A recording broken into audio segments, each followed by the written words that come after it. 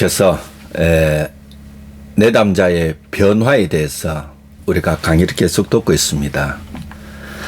사실 개인 상담을 하든 집단 상담을 하든 가족 상담을 하든 문제를 안고 상담자를 찾아왔을 때 상담자는 내담자의 문제의 변화를 추구해야 됩니다. 사실 내담자의 문제를 변화시킨다는 것은 끝 지점에 가보면, 상담의 끝 지점에 가보면 결국 내담자의 인식의 변화다, 이렇게 볼 수 있습니다.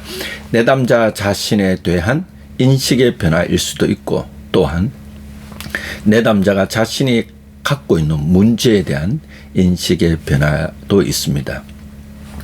우리가 인지상담에서 얘기할 때에 인식의 변화다, 생각의 변화다라고 할 때에 인지상담 이론 기법을 활용하면 여러분들에게 도움이 될 것 같습니다. 지금까지 제가 여러분들에게 소개했던 인지상담의 기법들을 소개해보면 첫 번째가 또 다른 삶의 해석에 대해서 강의를 해드렸습니다. 즉 재해석입니다. 자신이 갖고 있는 문제에 대해서 새롭게 해석해 보는 것이죠. 두 번째가 브레인스토밍입니다. 지금 오늘 제가 여러분들에게 강의를 해드리고 싶은 것은 비합리적 신념에 대해서 논박을 한다, 이렇게 이 기법을 강의해 드리고 싶습니다. 비합리적 신념이라 여러분들에게 앞선 강의에서 비합리적 신념 5가지에 대해서 제가 얘기해 드렸습니다. 이것을 논박을 해야 변화가 가능하다, 이렇게 볼 수 있습니다. 이 비합리적 신념을 논박한다는 것은 이것입니다. 사고의 합리성을 부여해 주는 기법이다, 이렇게 말할 수 있는 것입니다. 즉 어떤 사건이나 어떤 자신이 겪고 있는 사건이나 자신이 겪고 있는 문제에 대해서 일반화하는 것들이 있습니다. 이럴 때 이 비합리적 신념의 논박을 통하여서 내담자에게 사고의 합리성을 부여해 주는 것이 이 비합리적 신념의 논박이다. 그럼 이렇게 생각하면 되죠. 비합리적 신념을 합리적 생각으로 바꿔주는 것, 여기에 사용 비합리적 신념을 합리적 생각으로 바꾸어주는 기술이 바로 논박의 기술이다, 이렇게 말할 수 있는 것이죠. 그럼 인지상담은 쉽게 인지상담이라 이것은 생각의 상담이라 사고의 상담이라 해석의 상담이라 이렇게 이해하면 좋을 것 같습니다. 우리가 인지상담 보면 지금까지 우리가 소개하고 있는 것이 합리적 정서적 행동치료가 있습니다. 이게 REBT라고 말하죠. 또 하나는 인지치료 도 있습니다. 이거 CT라고 말합니다. 또 인지행동치료 CBT라고 이렇게 말하고 있습니다. 즉, 그 사람이 현재 겪고 있는 문제는 다른 감정적인 차원도 아니고 바로 그 사람이 갖고 있는 생각의 차원이다. 그래서 그 문제를 바라보는 그 사람의 생각을 바꿔주자. 이것이 이쪽 인지상담의 큰 흐름이다, 이렇게 볼 수 있죠. 사실 이 인지치료하면 먼저 우리가 보면 아론베커를 우리가 볼 수 있습니다. 이 아론베커는 우울증 환자를 치료하는데 아주 좋은 도구로 인지치료 상담을 만들어냈습니다. 이분의 가장 큰 그 핵심은 인지도식입니다. 그 사람이 현재 어려움을 겪고 있고 그 사람이 우울증을 겪고 있는 것은 왜곡된 인지 도식에 의해서 이루어진다. 그러나 그 왜곡된 인지 도식은 어느 한순간에 이루어지는 것이 아니라 그 사람의 왜곡된 인지 도식은 어떤 사건에 의해서 어떤 경험에 의해서 이렇게 반복되면서 학습되어서 도식화되었다, 이렇게 보는 겁니다.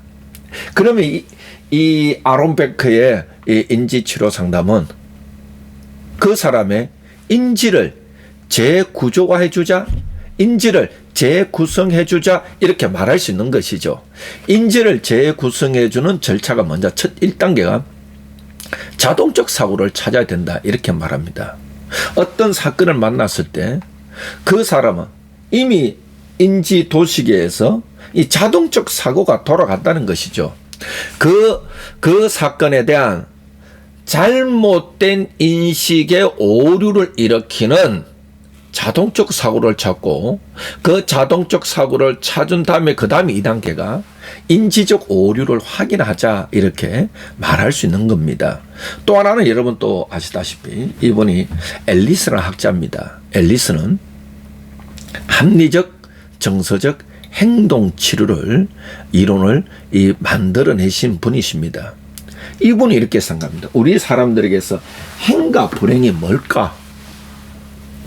내가 행복하다, 불행하다 느끼는 건 뭘까? 이것은 환경적인 영향이 아니라 우리의 생각에 의해서 나는 행복하다, 불행하다 이렇게 느낀다고 이렇게 말합니다. 그러면 우리의 생각은 두 가지 차원으로 나눠집니다.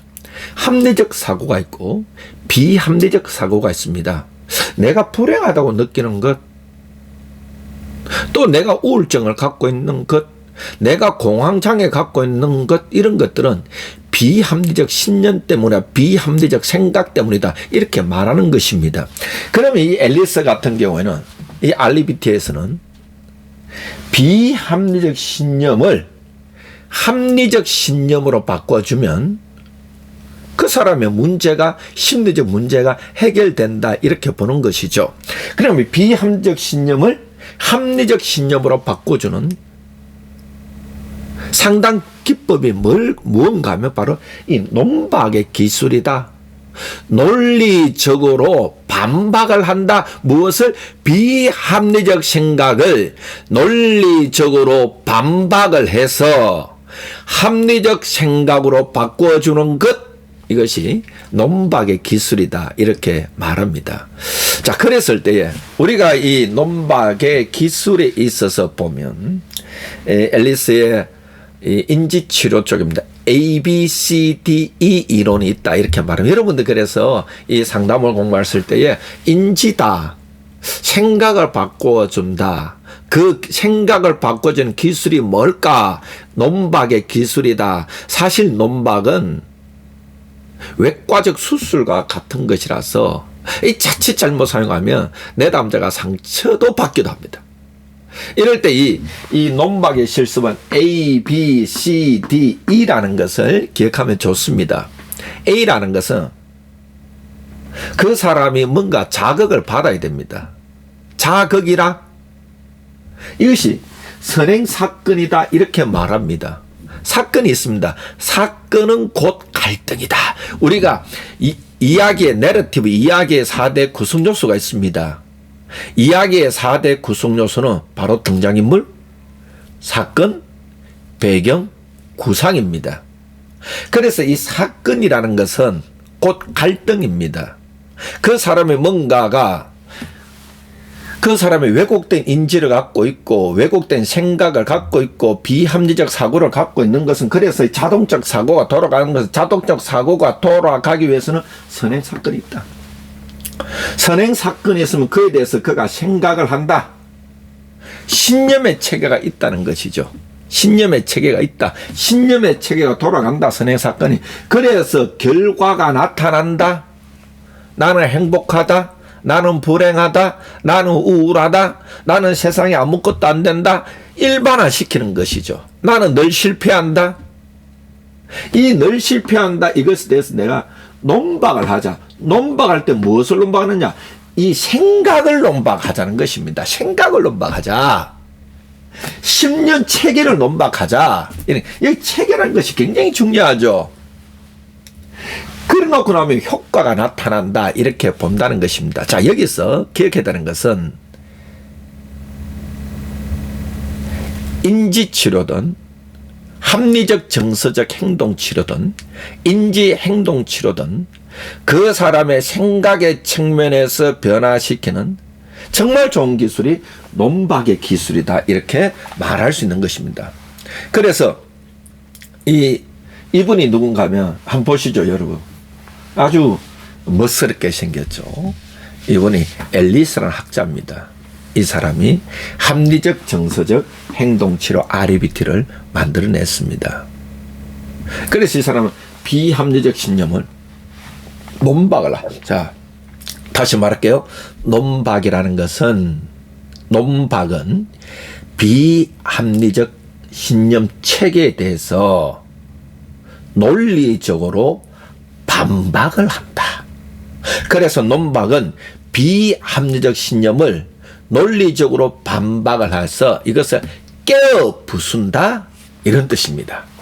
자, 그러면 이 논박의 실습 이론인데 A, B, C, D, E 이론 제가 소개해 드렸죠. 여러분들에게 다시 한번 A, B, C, D. A는 선행사건, B는 신념의 체계들입니다. 이걸 통한 결과가 나타나면, 이렇게 결과가 나타나면 이 우울하다, 감정적이 올라오는 거죠. 불행하다 생각하는 것이죠. 그러면 이것에 대해서 논박, 이 결과에 대한 논박이 아니라 사고에 대한 논박을 하자. 그러면 효과가 나타난다. 이 체계들입니다. 그럼 논박에 이 5가지 기술이 있습니다. 이걸 꼭 외워 놓으시기 바랍니다. 이것은요, 우리가 이 다른 사람을 상담해 줄 때도 도움이 되지만, 우리 자신들에게 있어서도 어떤 사건을 만났을 때, 어떤 사건이 있을 때 내가 부정적인 생각이 돌아갑니다. 자정적 사고가 돌아갑니다. 이럴 때 나 스스로도 논박의 기술을 통하여 합리적인 사고를 가질 수가 있는 겁니다. 이 논박의 기술이 에이프로그, 이 뭐냐, 개구리 한 마리다. 개구리 한 마리. 개구리 한 마리 폴딱 폴딱 그 노래도 있잖아요. 이 개구리로서 그래서 제가 이 개구리 한 마리를 딱 가져왔습니다. 자, 여러분들이 기억하면 좋습니다. 자, 논박의 기술이 뭐라고요? 질문법 5가지, 개구리 한 마리. 이 개구리로 우리가 논박을 해보자 말할 수 있습니다. 첫째, live. A란 live. 생기입니다. 둘째, feel. 자, 이 기분입니다. 셋째, reality. 사실이냐, 현실이냐, 이것이죠. 그 다음에 다른 사람과의 관계를 어떻게 하느냐, O. G는 goal, 목표입니다. 자, 나를 생기게 하느냐, F는 내 기분을 좋게 하느냐. 그 생각이 진짜 현실이냐 사실이냐, 다른 사람과의 관계를 좋게 하느냐, 목표를 주냐. 그래서 A 프로그 이렇게 말하고 있는 것입니다. 자, 하나씩 가봅시다. A가 뭘까? 라이브. 우리가 질문해 보면 이렇게 질문할 수 있습니다. 개구리 한 마리 있습니다. 뭐냐? 그 생각이 나를 생기 있게 유지시켜 주는가? 이런 질문을 하는 겁니다. 내담자에게, 아, 선생님, 그 생각이 선생님을 생기 있게 유지시켜 줍니까? 활력을 줍니까? 후배가 있다면 뭐야?